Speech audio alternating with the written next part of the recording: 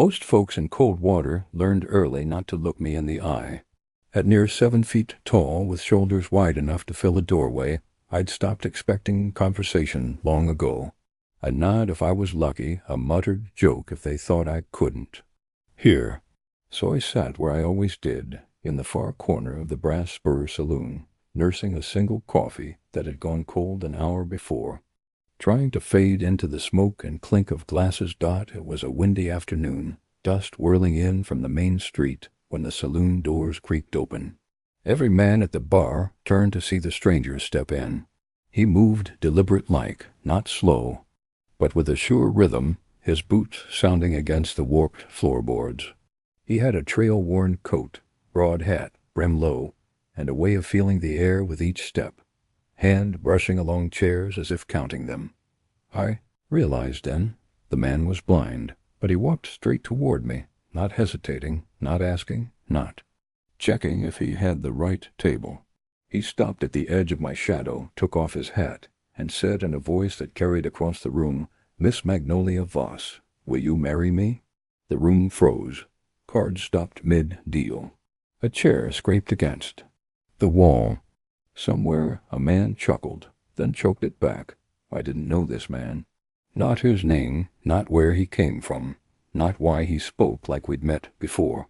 My mouth went dry, and for a half-second, Lord help me, I felt something I hadn't in years. Hope. That's when the front door slammed hard enough to rattle the glass. Preacher Samuel stormed in, coat-tails snapping behind him, eyes blazing hotter than the midday sun. "This is an unholy farce," he barked loud enough for the whole town to hear. "Magnolia Voss is cursed, and any man who ties himself to her is courting ruin." The laughter that followed wasn't kind. I shrank back, but the stranger didn't. He stepped closer, found my hand without fumbling, and gripped it firm. "I rode 300 miles to find you, Magnolia," he said evenly. "I'm not turning back now." Samuel's face twisted, spitting something about my father, about sins passed down. I felt the eyes of every man in that saloon on me, some pitying, some amused, all ready to believe the worst. But Gideon Nash, as I would learn he was called, didn't flinch. And though I didn't yet know why, I could feel that his words weren't just bold, they were dangerous. Samuel strode to our corner. "You don't know what she brings," he told the stranger.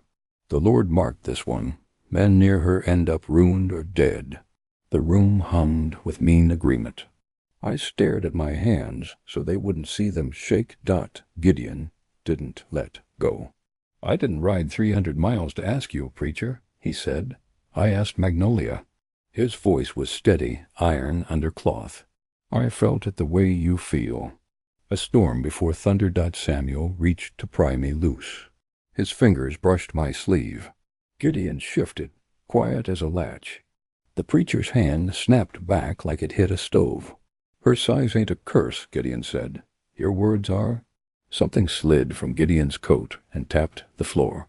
A folded paper, soft with use. No one saw it, no one ever sees. What belongs to me, but Samuel did. He snatched it up and paled before he unfolded it. He read half a line and trembled. "Where did you?" he began, then swallowed. His eyes climbed to Gideon.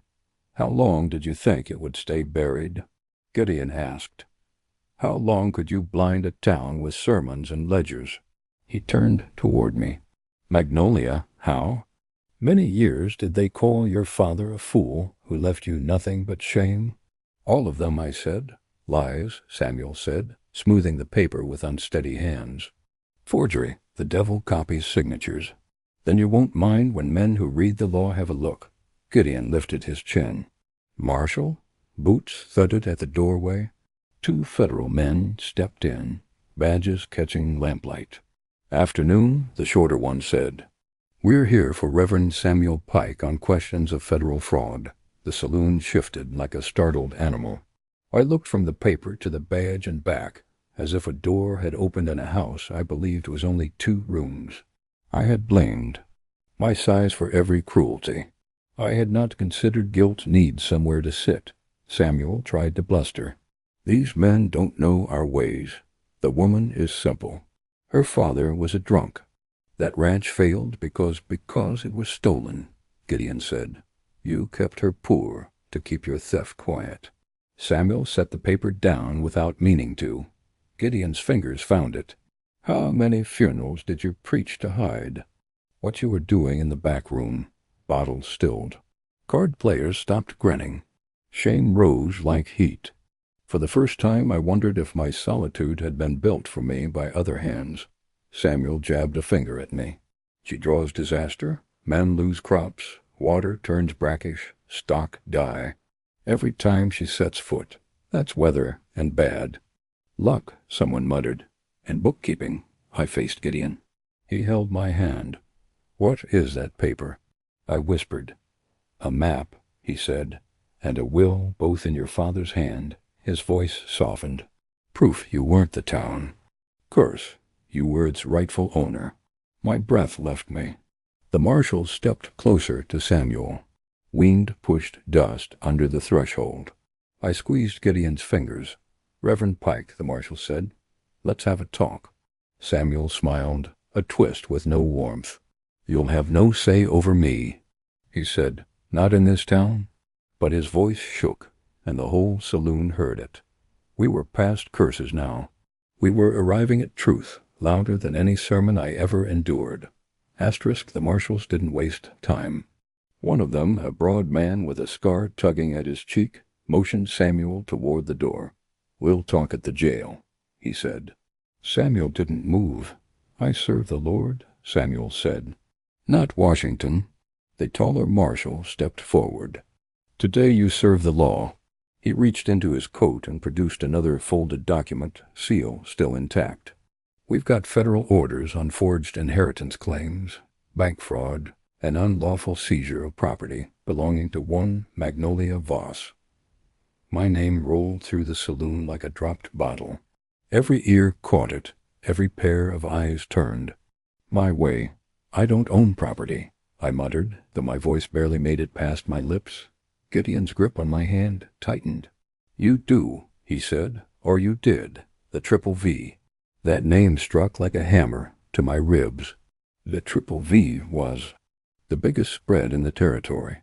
Rich pastures, water rights, cattle herds so large they dusted the horizon. Folks said it had belonged to my father before bad debts and poor sense lost it. Only now the marshal was saying different. 15 years, the scarred man said to the room. That's how long Reverend Pike's been collecting profits from land that was never his, using a forged will to keep it that way. Murmurs turned to curses. A card player slammed his palm on the table. So she weren't just sitting here by choice? She was kept down, the barkeep said. His voice was quiet, but the shame in it was loud that I could feel heat rising in my chest. Not the sharp sting of insult I'd lived with my whole life, but something heavier, something that burned from the inside. Magnolia, Gideon said softly, they needed you small so they could take what was yours. Samuel knew if you had a place you'd have a voice, so he convinced them all. You were unfit. Samuel barked a laugh that cracked halfway through. Unfit? Look at her. She don't belong at a woman's table. She don't fit through a ranch house door. I rose to my feet without thinking, the chair scraping back. The top of my head was almost level with the hanging lanterns. And yet here I am, I said, taller than your lies. The marshals stepped between us. We've got enough to bring you in, the tall one told Samuel, unless you'd like to add obstruction to the list. But Gideon wasn't done. Ask him about Robert Voss, he said. My father's name felt strange. In the air, like a bell not rung in years. Samuel's eyes flickered. That man's been dead a long time, he said. Too long, Gideon replied. And not from falling in the dark the way you told it. He turned to me, his voice steady. Your father didn't die by accident, Magnolia, and Samuel Pike knows it. The room went still in a way no sermon had ever managed. My throat tightened, but I forced the words out. Why, preacher? Samuel looked at me the way you'd look at a mule about to kick. Some truths, he said, aren't worth the telling. The marshals moved him toward the door. But I knew this wasn't over. I had land to reclaim, a past to uncover, and a father's death to avenge. And the man holding my hand wasn't here by chance. The marshals were marching Samuel out when the bat wings slammed back. 2 men filled the doorway, sun at their backs, dust on their coats.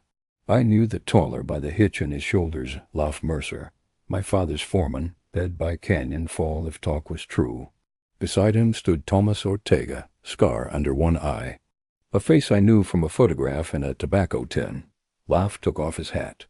"We ain't dead, Reverend, just been quiet." His eyes found me. "Miss Magnolia, we seen what happened." Thomas drew a leather pouch and slid out a folded paper, oil-stained, one corner dark. He handed it to the tall marshal. The seal cracked. The marshal read so all could hear. "Robert Voss names Magnolia Voss sole heir to the Triple V. He warns of theft by Samuel Pike steers sold under false brands, water rights pledged in secret. If he dies, look to the preacher who asked me to pray at the cliff." A sound went through the saloon like wind through wire. My knees sagged. I caught the table. For years I'd swallowed a story pasted on me by men who wanted my silence. The truth hit like iron. I wasn't born to shame. I was starved to my place. Samuel's mouth worked. "Lies from cowards who ran off with pay." "We ran because you said we'd be next," Thomas answered, touching the pale line under his. You meant it." Leif faced the room. We were in the draw fixing a gate. We looked up and saw the Reverend and the boss on the rim. Reverend had a hand on his shoulder like a friend. Then he shoved him. Boss went over back first. Reverend knelt to pray like it was a hymn. The tall marshal folded the paper and looked at me. "Miss Voss, there's a line here you need. If Gideon Nash comes, trust him. He kept me alive at San Pedro, and I owe him my daughter's gate." I turned to Gideon. "You knew my father?" Gideon's hand tightened on mine. "He found me after a blast, took my sight. Others left me. He didn't. He taught me work. Ain't just eyes. He wrote for years about a daughter tall, strong, and stubborn. He said the Triple V was yours, and there were men who'd rather see you beg than stand." Heat climbed my throat. Grief, fierce, burned out the old bitterness. The man who made me had never been ashamed. The shame belonged to this room and the preacher who fed it. Samuel twisted against the marshal's grip. "Slander," he hissed. "Conjured by a giantess, 2 deserters, and a beggar in the dark." His eyes slid to the lamp. Gideon felt it. "Marshal," he said, "mind the Reverend's hands." Samuel leaned at me, voice low. "You think they'll keep you now? A ring won't make you smaller." I stepped until my shadow covered his boots. "I don't aim to be smaller," I said. "I aim to take back what's mine." For a beat he sagged like a penitent. Then the cornered animal showed in his eyes. Lamplight trembled. The room felt the shift, the way a herd lifts its heads before a stampede. The tall marshal drew breath. "Samuel Pike," Samuel cut him off with a laugh that wasn't a laugh. "You'll never hold me," he said. I found Gideon's sleeve. He angled himself between me and whatever came next. The saloon felt like tinder to rafters, waiting on a spark we all knew was coming.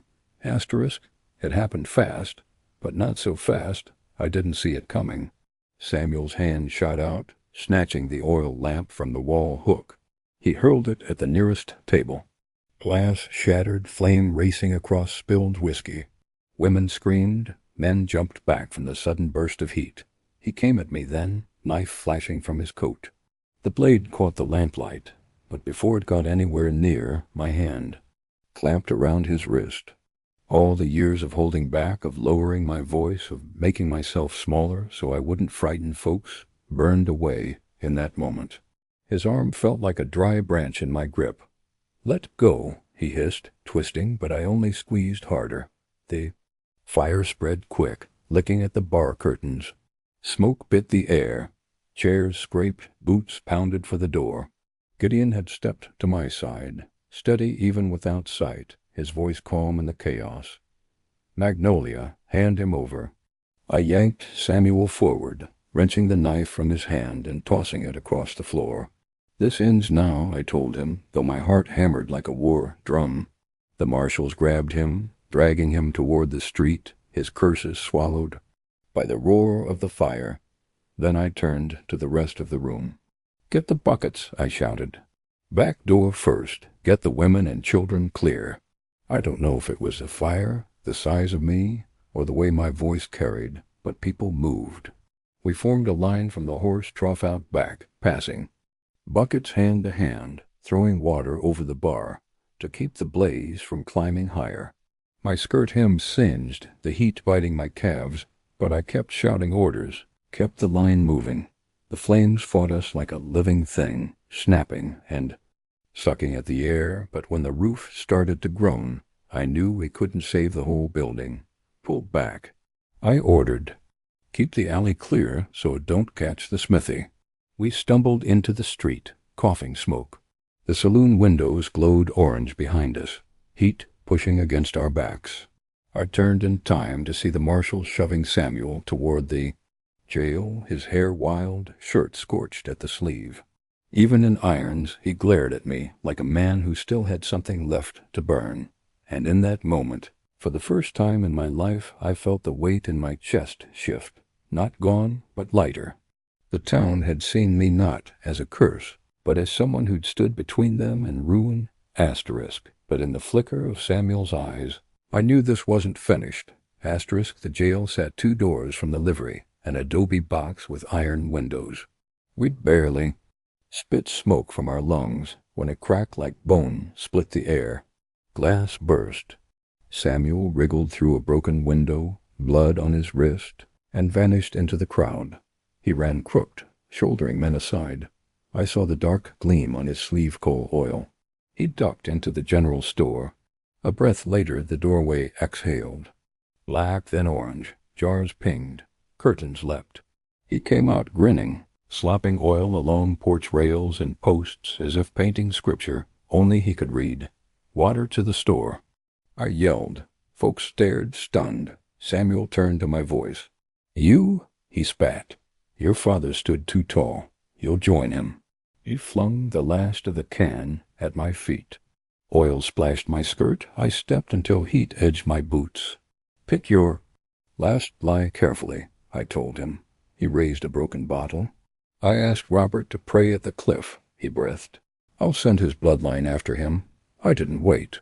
I tore a hitching rail plank free dry wood, screaming, and slid it between us like a gate.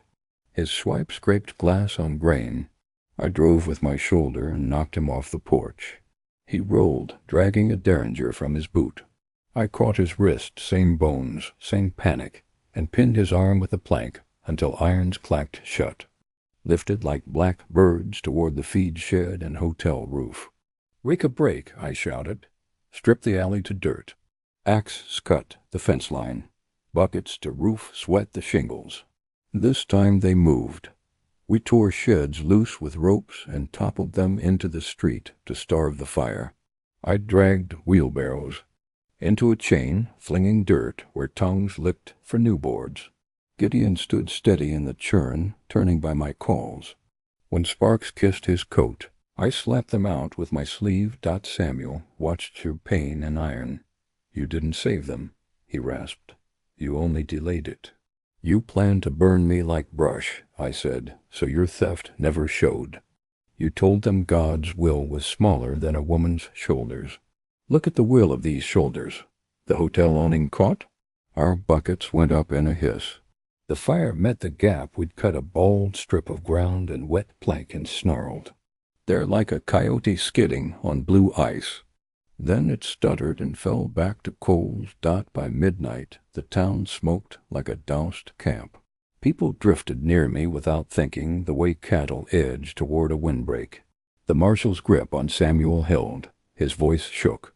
"Magnolia Voss," he said, "you kept this place standing." I looked at the store's black ribs and the saloon's red coals. Oil streaked my skirt. Blisters burned my palms. Triumph didn't come.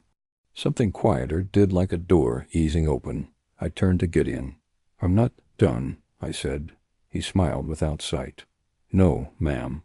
You're just starting. The marshal shoved Samuel toward the jail.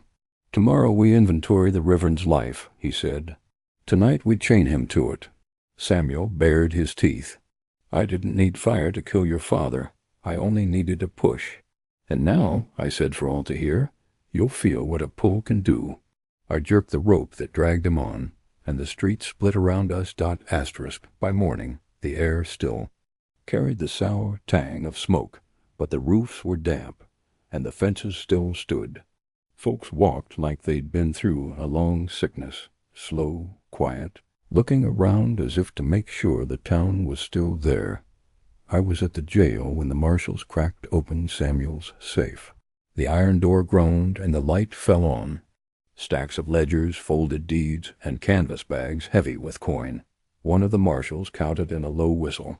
15 years of Triple V profits. Every dollar's marked with your brand, Miss Voss. Asterisk, it didn't feel real. I'd measured my life in scraps, mending worn skirts, trading eggs for flour, patching boots until the soles were more stitched than leather. And now here was proof that all that hunger, all that scraping by, was built on theft. Asterisk, every fence post he set, the scarred marshal said, was with your cattle money. Asterisk, the papers told more than the coin.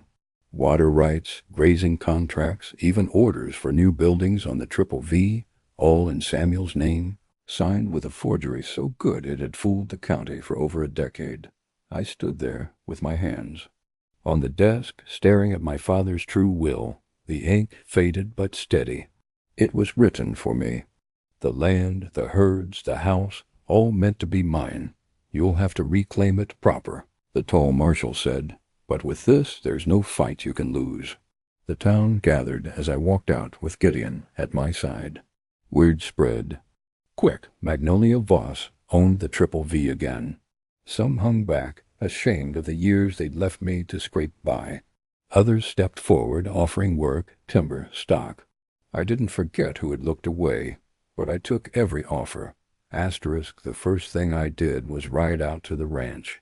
Gideon sat behind me, one arm around my waist, the other holding steady to the saddle horn. A gate swung open on rusted hinges. The Triple V brand carved deep into the wood. The fields stretched wide, grass rolling in the wind like green water. Asterisk, this place is built for a man's stride, I said. It'll be built for mine. Asterisk, I had the doors widened, the rafters lifted, the chairs high-backed and strong. I built a long table in the main room where no one would hunch to fit, and I swore no one would be made small under my roof. Asterisk, Gideon stayed through it all, reading the hands' reports, helping me hire crews that had worked for my father. When the paperwork was done and the last fence line mended, he asked me again, plain as the first time, Magnolia Voss, will you marry me? I didn't look at the town for permission. I looked at the man who had crossed 300 miles of dust and wind to find me, without needing eyes to see me. Yes, Gideon Nash, on my land, in my way. We set the date for the first day of spring, when the grass would be high and the herds fattening in the lower pastures. And this time, there wasn't a man alive who could say it was unholy. Asterisk, we married under a sky so wide it felt like forgiveness. The Triple V's north pasture rolled out green as a river, and we set the arch where the wind could carry our vows as far as the fence lines my father met for me. Folks came on foot and wagon, clean shirts smelling of lye soap, hair slicked with bare grease, eyes unsure until they found mine and held there. The marshal stood easy near the cook fire. Laugh and Tomas flanked the arch like pillars that had finally returned to a house. Preacher Williams rode in from Kagan Mesa, thin man with a sunburned nose and a Bible soft from use. He tipped his hat to me as if he were stepping onto another's porch. Miss Voss, he said, I'm honored. Not a sermon in it. Just a man glad to do his job. Gideon waited for me by the arch, hat off, hair a little too long at the collar. He couldn't see the way the light slipped through the cottonwoods onto his shoulders, but I told myself he could hear it in the leaves. I'd had a table made for signing papers that fit my height. Today I'd had a small platform built, so Gideon and I could meet even, our mouths finding level without my stooping or his stretching. It made a few folks smile, and it made me feel like the house I had rebuilt was making room for our lives. Preacher Williams asked the questions plain, and we answered plain. I can't promise you I won't be stubborn, I said, but I can promise the gates will be open when you ride home. Gideon's fingers found my wrist, then my jaw, learning the lines like a man mapping a country he intends to live in. I can't give you sight, he said, but I can give you steadiness, and I'll listen to every wind you bring me. When? He slipped the ring on my finger, a silver band hammered by the blacksmith from the Reverend's stolen. Candlesticks women laughed with surprise, and then cried harder. Redemption glinted there, small and bright. I kissed him under the cottonwoods, and the town cheered like a stampede breaking open into grass. After we ate like soldiers after a long march, beans with bacon ends, sourdough, pulled from Dutch ovens. A cake that started life in a wash basin big enough for a colt. Someone fetched a fiddle. Children hid in the tall rye and took turns popping up to see whether the giant woman would dance. I did, carefully at first, then without care at all. Gideon set his palm to my shoulder and followed the press of my dress as if the fabric were a trail. I kept us from the gopher holes, laughing when he missed a step, and blamed a root that plainly wasn't there. Men who once crossed the street when I came down and asked to speak. Some apologized with a depth I recognized, the kind that turns a man's body into something humbler than he woke with. Some couldn't find words at all and brought lumber, nails, a milk cow and calf. I took it all. Mercy isn't a ledger, I told myself, but a barn you keep adding stalls to sew more can come in out of weather. Toward sundown, I walked the fence line with Gideon on my arm and the brand throwing long shadows across the grass. I told him the ridges and the low spots where the water pooled in spring and where the coyotes ran in lean winters. He told me where the breeze shifted cool, where the rye rubbed a different tune against my skirt, where my voice grew softer without my knowing. You're not an outcast here, he said, and I heard the truth of it settle into the land like a post-driven plum. We came back to the yard as the evening star rose. Preacher Williams pressed my father's will into my hand, then patted Gideon's shoulder in a way that said more than words. Laugh raised a mug. To the boss, he grinned, and to the man who found her when we lacked the backbone. The men echoed it. The women echoed it louder. Later, when the lanterns hung from the porch beams I'd had lifted to a height that fit me, I sat on the step with Gideon's head resting easy against my side. The air smelled of coffee and mesquite and the faint, clean bite of new-cut timber. I looked out at the ranch that had once been a story told to shame me, and now was a life I could touch with both hands. The last of that old weight, the one the town stacked on my shoulders, slid off and hit the dirt so quiet I only knew it by the lightness that followed.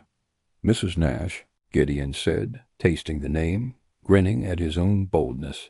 Do you hear it?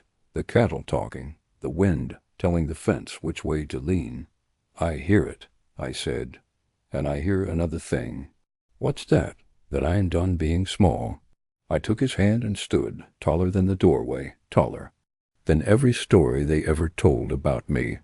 Tomorrow we ride the north pasture. After that we open the bunkhouse to any woman the world tried to make a ghost. This land has room, he nodded, trusting the map of my voice. Behind us the fiddle found a slow tune, and out where the pasture met the dark, the triple V breathed like a living beast, calm and fed in hours. The town would remember the day the weather changed, and the way a blind man and a too-tall bride stood in it without bowing. We turned toward our house, the one built to fit the truth of me, and crossed the threshold together.